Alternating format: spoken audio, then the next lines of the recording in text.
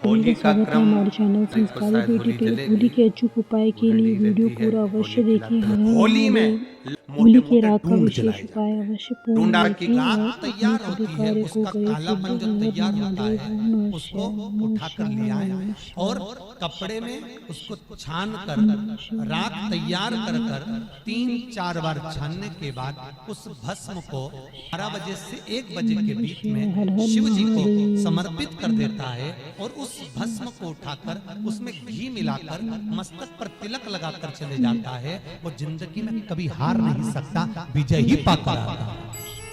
उसकी कभी हार नहीं हो सकता।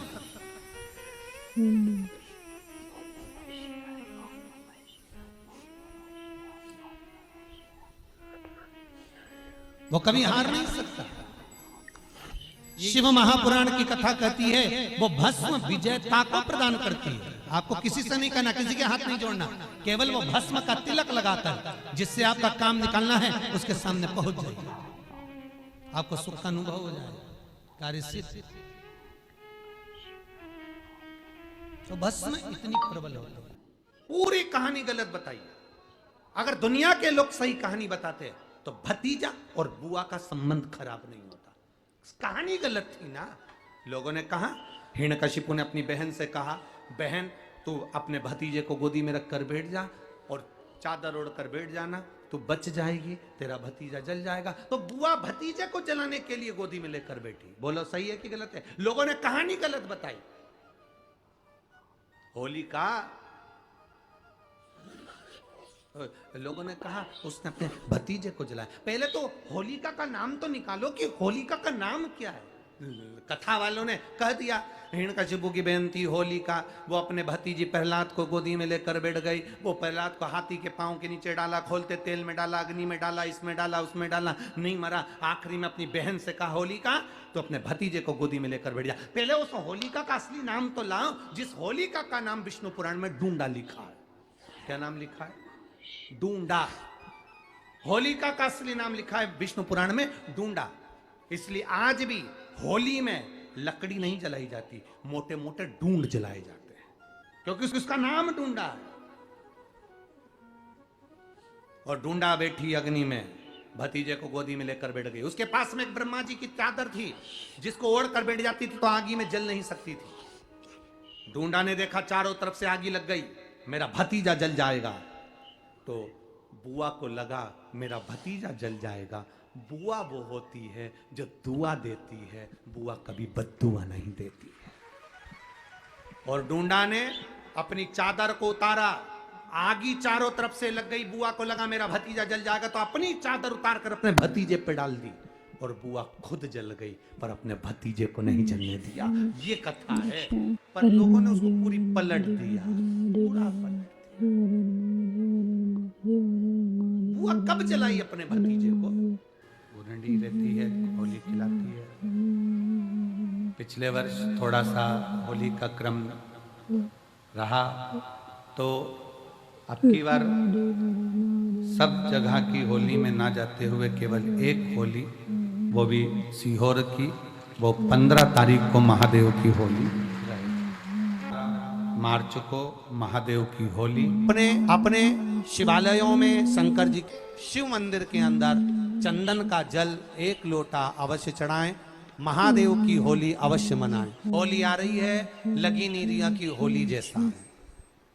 दिवाली आती है तो लगता ही नहीं कि दिवाली जैसा है। राखी आती तो लगता ही नहीं राखी जैसा है। सारे त्योहार फीके हो गए गुरुजी। हमने कहा त्योहार फीके नहीं हुए, त्योहार का कलर फीका नहीं हुआ, त्योहार का रंग फीका नहीं हुआ है। बस तो ऐसे ही वीडियो के लिए त्योहार वही है, जुड़े रहें।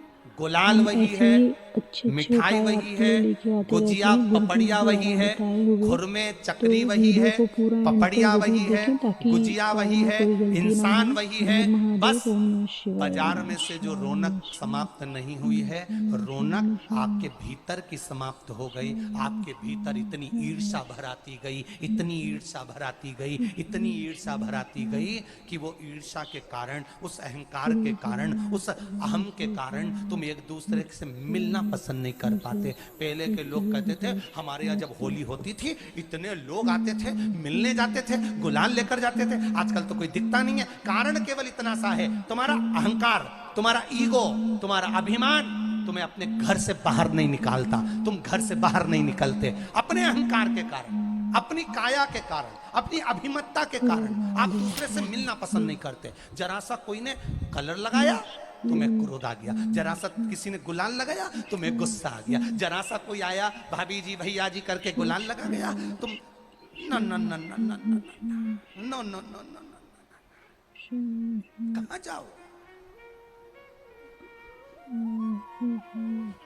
इतने वीआईपी हो गए, इतने वीआईपी हो गए, इतने वीआईपी हो गए कि अपने त्योहारों से भी दूर हो गए। मेरा निवेदन है, होली का त्योहार आ रहा है, उस फागुन के त्योहार में मेरा देवाधिदेव महादेव माता पार्वती के साथ होली खेलता है, मेरा कृष्ण कन्हैया राधा रानी के साथ होली खेलता है।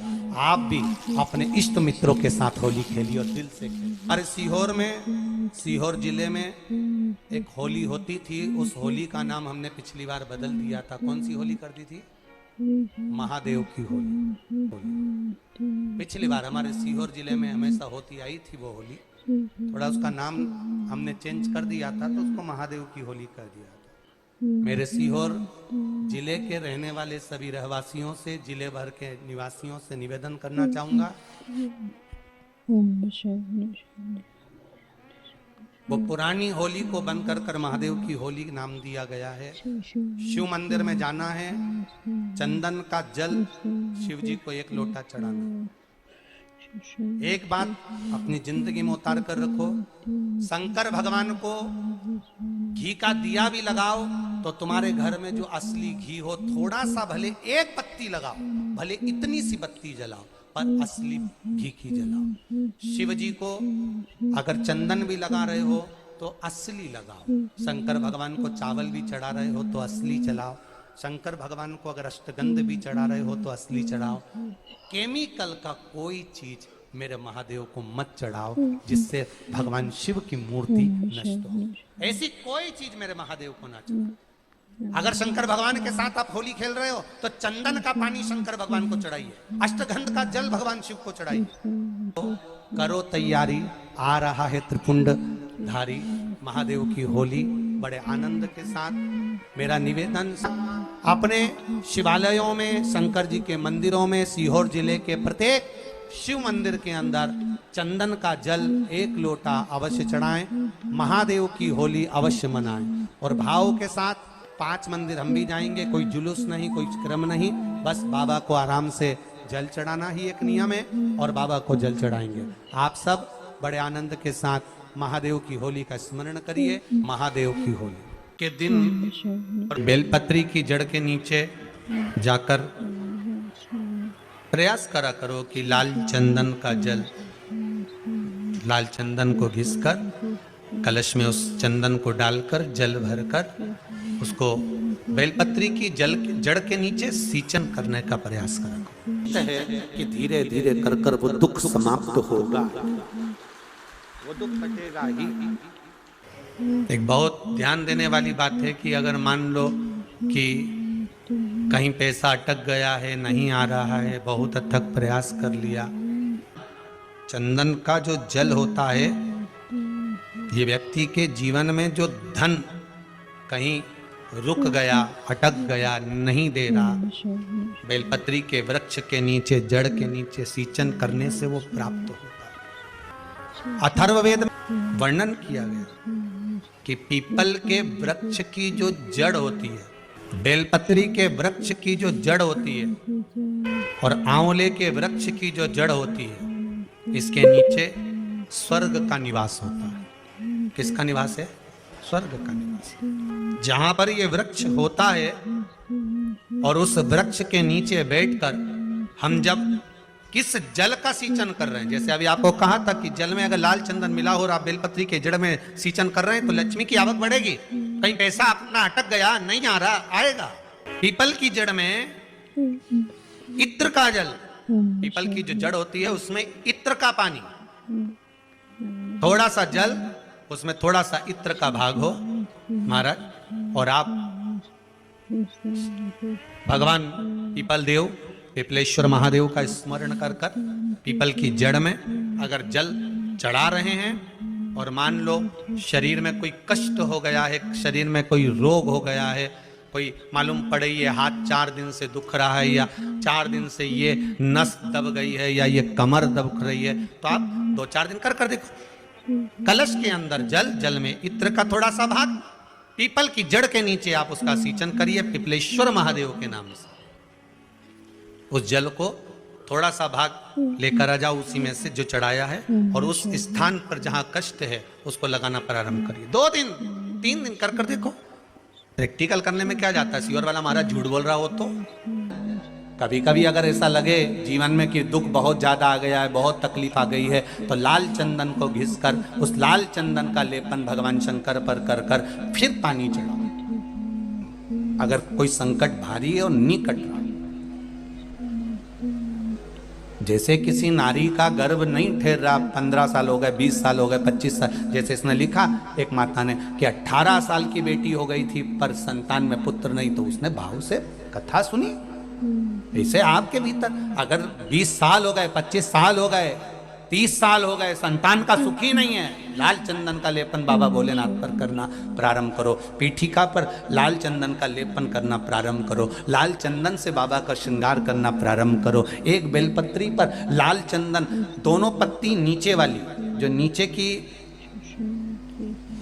की जो 2 पत्ती होती है इस पे लाल चंदन, और बीच वाली पत्ती पर पीला चंदन लगाकर बाबा के शिवलिंग को समर्पित करिए, बाबा से प्रार्थना करिए, रोज प्रार्थना करो। परंतु एक बात का स्मरण रहे, 25 साल हो गए, 20 साल हो गए, 30 साल हो गए, संतान नहीं, तो पहले जल से अभिषेक कराना, अभिषेक कराकर उस जल का आचमन करने के बाद हाथ को खासा करना, धोना, उसके बाद में फिर वापिस बाबा का स्नान कराओ, फिर चंदन का लेपन कराओ, फिर 1 लोटा जल चढ़ाकर बाबा का स्नान कराओ। बाबा का बड़ा सुंदर भाव से लाल चंदन से जो अभिषेक करता है, बाबा को लेपन कर कर फिर जल चढ़ समर्पित करता है, निश्चित है उसकी गोदी मेरा देव अधिदेव महादेव जरूर भरता है, ये निश्चितता है।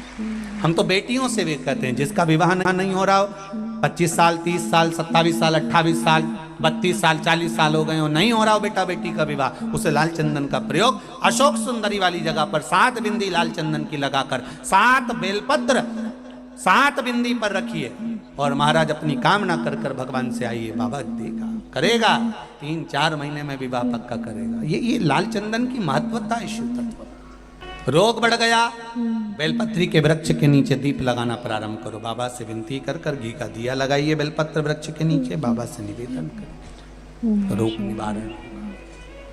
शिवलिंग पर भूलवश भी यह चीज़ कभी अर्पित ना करें, यह अर्पित करना सबसे ज़्यादा गलत होता है, तो वीडियो एंड तक ज़रूर देखें। तो शंकर जी पर अष्टगन चढ़ता है, चंदन चढ़ता है, अबीर चढ़ता है, गुलाल चढ़ता है, पर शिव पर रोली कुंकू नहीं चढ़ता। पर लिंगाष्टक के अंतर्गत कुमकुम चंदन लेपित लिंगम, स्पष्ट किया कि कुंकू चंदन। तो महाराज जी फिर ये चरित्र का वर्णन, कुंकू तो यहाँ लिखा है कि कुंकू चढ़े, तो बहुत ध्यान देना महाराज। शंकर भगवान के शिवलिंग पर आपको फिर निवेदन करूंगा,